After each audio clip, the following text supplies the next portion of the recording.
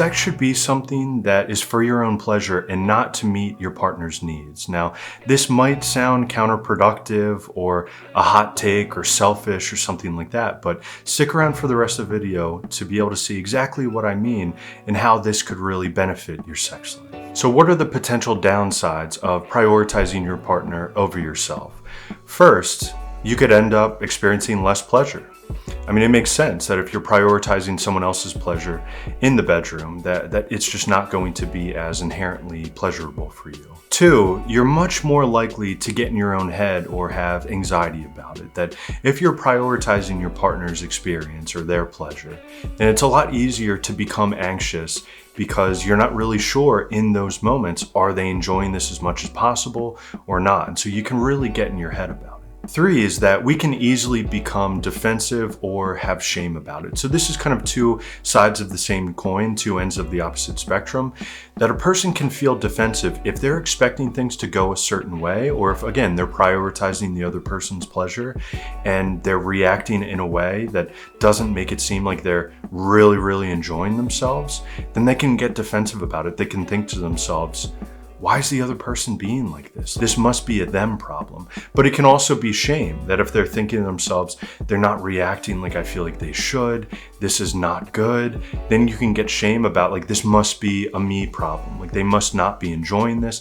And you can start to create these stories in your head that might simply not be true. And then four, many couples prioritize their partner ahead of themselves, but then they don't actually talk about it. They don't talk about their sex life. And so this is one of the easiest ways to get into a deadened sexual relationship, because there are these problems that are there. There are these anxieties that are there, but one or both people are just too uncomfortable to be able to actually talk about it with each other, because there is that maybe defensiveness that turns into an argument, or there's that shame that elicits a lot of guilt and a lot of insecurities.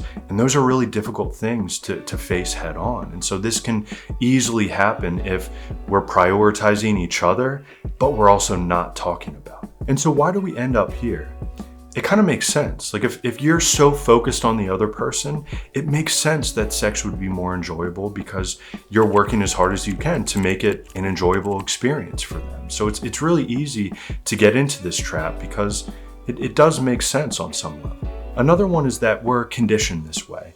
Now, this applies heavily to women, but this can impact men as well. But we're conditioned to value the other person's experience over ours. We're taught that, hey, your pleasure doesn't really matter. The other person's pleasure is the most important part. So you really got to do all that you can to make sure that they're having a great time.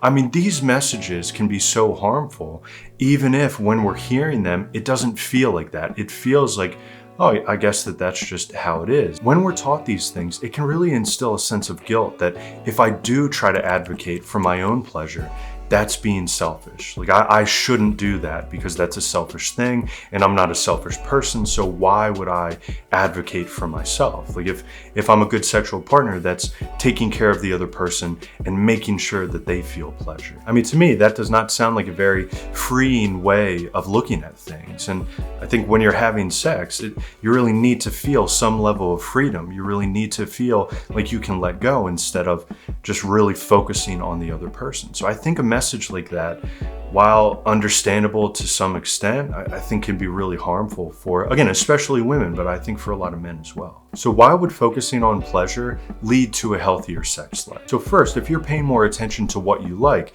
you're giving yourself a better shot to actually know what you like. And this might sound surprising to some, but there's a lot of people out there that don't really have a good grasp on what they like because all of their focus is on the other person. So they don't know specific things or maybe general themes about what really makes it exciting or comfortable for them to feel sexual. You're also less likely to be observing during sex. And so when I say that, observing is having sex, but trying to think about it. It's almost like zooming out to a third person and trying to think about like, how is this going? How is the other person enjoying it? How am I performing?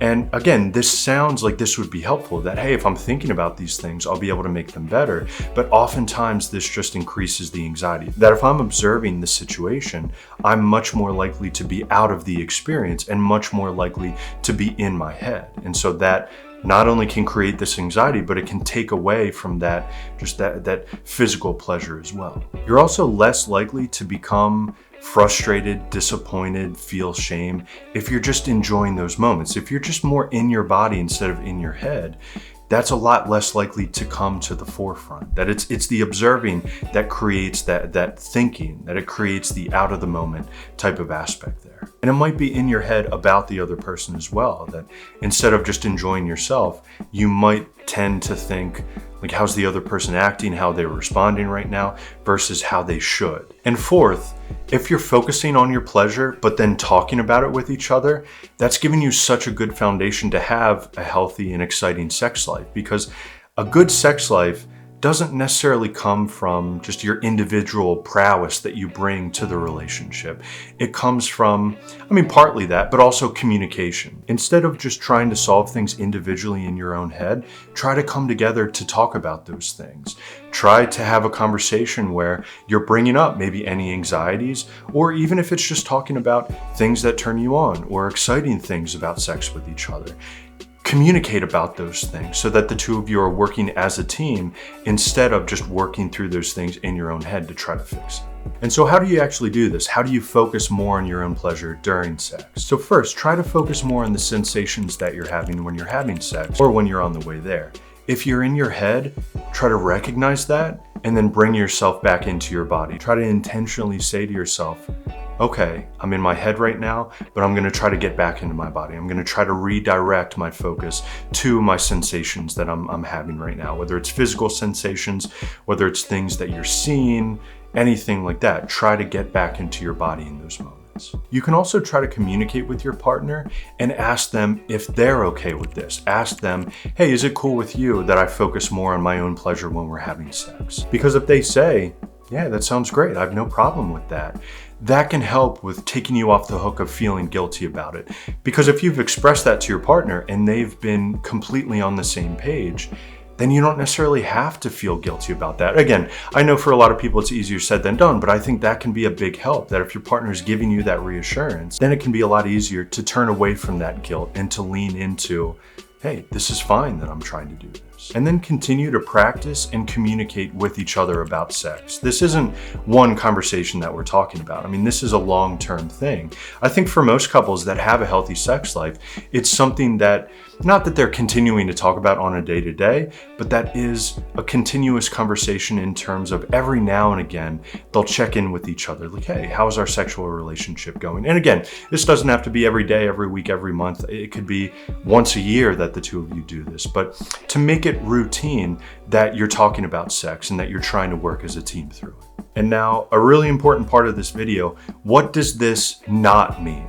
So prioritizing your pleasure does not mean that you become inconsiderate about your partner. So if your partner is saying, hey, there's this thing about sex that really makes me feel uncomfortable or I just don't like, prioritizing your pleasure does not mean going and doing that thing regardless of what they say. Prioritizing your own pleasure is certainly taking them into consideration, but prioritizing your own pleasure in the moment. So it's not worrying about, oh, are they enjoying this or are they enjoying that?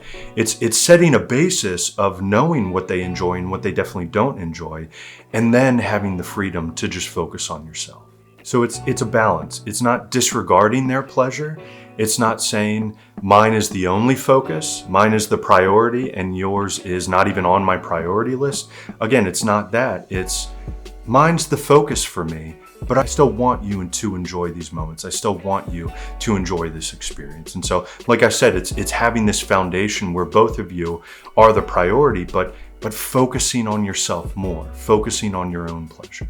But if they come to you and they say, hey, this is not working as well as it could, how can we do this a little bit differently?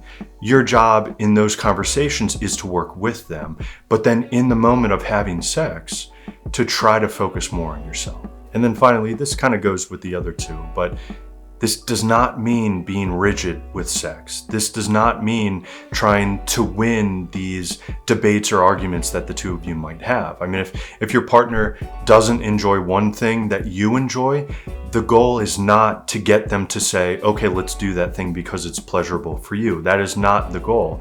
The goal is for the two of you to meld together and find a way that works for both of you. And again, that does not come through debating. That does not come through a power struggle. It comes from communication, considering each other, and then putting yourself at the forefront when you're having sex.